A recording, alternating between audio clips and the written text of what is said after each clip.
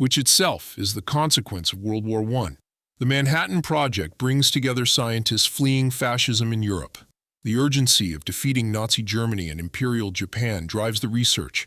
The bomb is built, tested, and used by 1945. But without World War I, there's no World War II. Without World War II, there's no Manhattan Project. Nuclear research still happens. Scientists still study atomic physics. But without the pressure of war, the bomb might not be built until the 1960s or 70s, or perhaps never at all.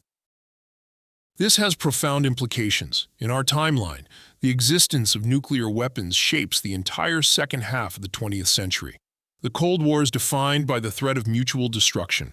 Proxy wars are fought because direct conflict between superpowers is unthinkable. The fear of nuclear annihilation drives arms control treaties, peace movements, and a fundamental shift in how wars are fought. Without nuclear weapons, or with their development delayed by decades, the world is more willing to engage in large-scale conflict.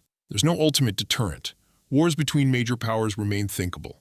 The second half of the 20th century might be more violent, not less, because the fear that restrains nations in our timeline doesn't exist. But there's another side to this. Without the war, without the urgency of military competition, technological development takes a different path. Instead of weapons, the focus is on commerce, communication, and quality of life. The radio becomes a tool for entertainment before it's a tool for war. Aviation focuses on passenger travel, not bombing.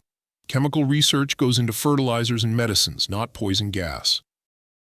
The 20th century in this timeline is a century of slower, steadier progress. There are no sudden leaps driven by the desperation of war, but there's also less destruction.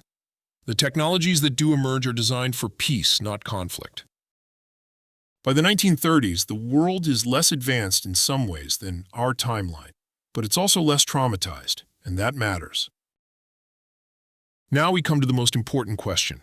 Without World War I, does World War II still happen? The answer almost certainly is no. In our timeline, Adolf Hitler's rise to power is directly tied to World War I and its aftermath. Hitler is a soldier in the war. He's wounded, he's decorated. He's there when Germany surrenders in November 1918, and he's furious. The Treaty of Versailles, signed in June 1919, is punitive. Germany is forced to accept full responsibility for the war. It must pay massive reparations. Its military is restricted to a small defensive force. Territory is taken away. The German people feel humiliated.